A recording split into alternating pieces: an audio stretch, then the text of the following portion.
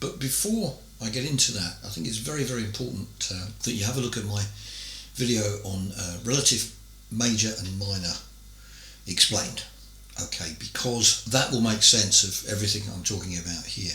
It's also a massively good piece of news. Now, for those of you who have seen the series I did on minor pentatonics, there's quite a few episodes there. There's a few things to go through, but as ever, making it into bite-sized pieces, I think, would be a good way to describe it, and that's always going to be a good way to absorb information. It's really nice sometimes when you realise that although you've done some work, that work is now worth double what you thought it was.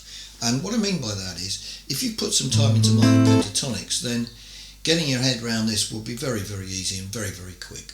Okay, now I'm just going to go back half a step into what I was talking about with relative major and minor. Now, we were working originally in our minor pentatonics in A minor. We looked at this.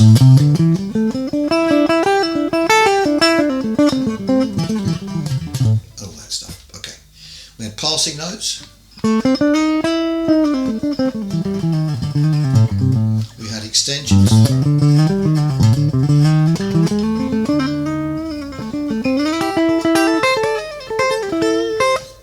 And so forth. Okay. We also went into a second shape, which we worked on. Now, I'm going to come back to that, but I'm going to concentrate on this shape first of all. And we had a little extension down here. Okay. Now, one of the cornerstones of your practice when you're playing minor pentatonics is to have that chord in your mind. And with major pentatonics, it's no different. Here's our C. Now, what is going to be different is the location of the root notes. If you go back to the basics of improvising, you're looking at your subject matter, as I would call it. My A minor, there's the chord shape. C, it's no different, there's the chord shape. Root note here, fifth here, third there. Okay, and another root up there, and another fifth. These, of course, come from our E-shaped chord, so if you want to play them both at once, okay.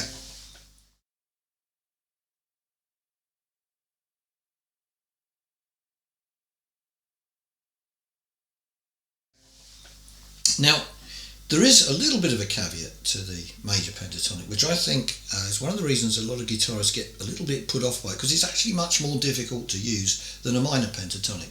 And I'll come to why that is in a moment. But the first thing I want to do is to say, well, we've got to change where we're hearing the root, okay? So we're going to start on the 6th string.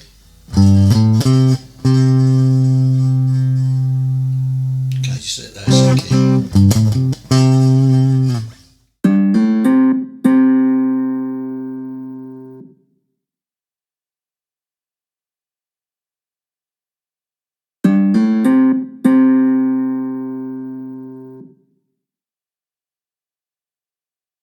Okay, now we're going to move up a little bit further. Now the next note in our chord is here on the 4th string. So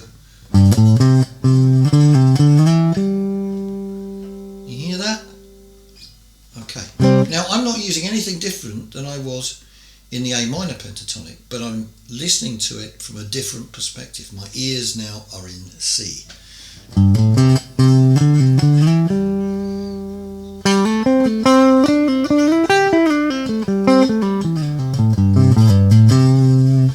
Okay, so what happens if I use my passing note? It was a flat 5th when we were in A minor, wasn't it?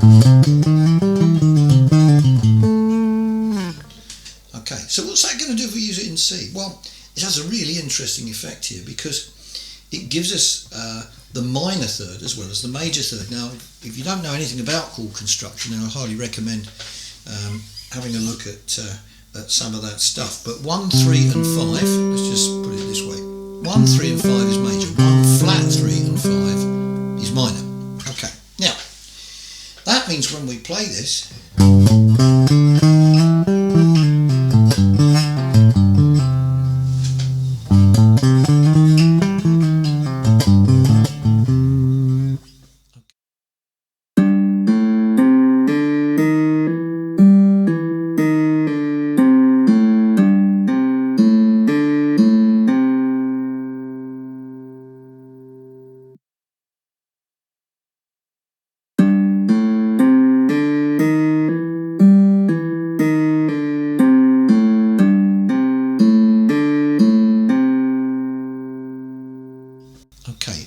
moving between minor and major. Now you may be thinking to yourself, well, okay, why is that so important? Or to put it another way, why does it sound so bad if I play this?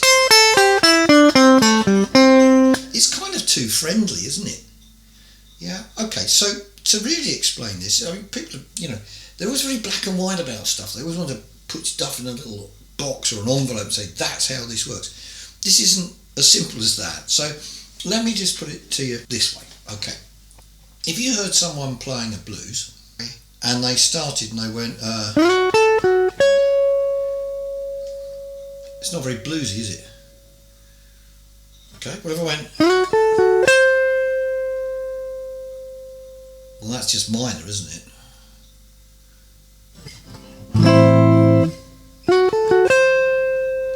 Okay, so what you get is this.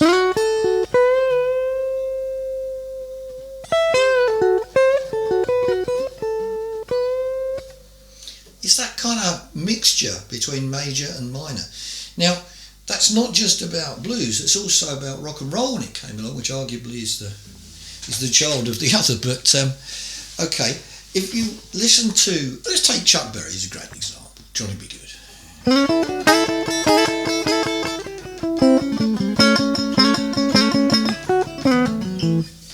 Okay, that really is a benchmark for all the harmonies which have followed on from it, and things which sound rocky or bluesy and sound correct in the idiom are because of that. Let's have a look. What's the first thing he does? Well, he slid into from minor to major. Next thing, next, flat fifth. So we've got a flat third, a normal third, flat fifth, normal fifth.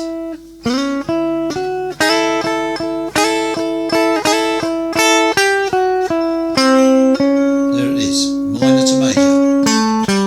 And again, very big sounding blues and rock. A seventh, we'll put it another way, a flat seventh actually. Wouldn't have sounded right if you'd gone, would it? No, exactly. Okay, so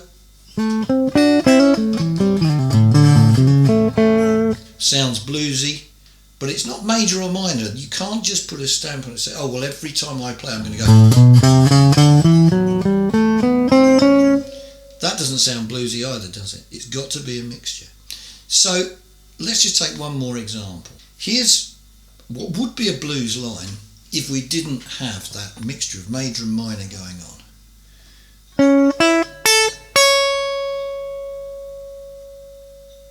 Doesn't sound very bluesy, does it? If I went,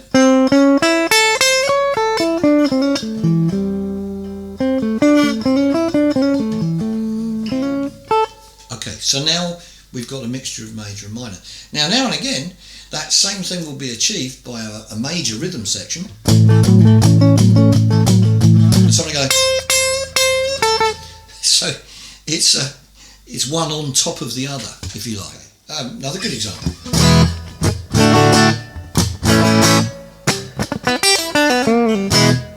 Okay, so what have we got? Minor to major. Okay, so we go back to the key of C now.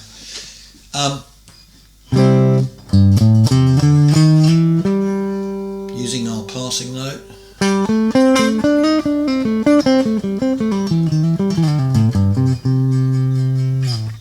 Okay, so I'm going to cover a little bit more of this in the next part of this series, but I hope that's been fun for you, and hopefully some very good news as well.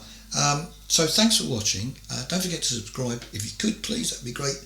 And I'll see you in the next part. So bye for now.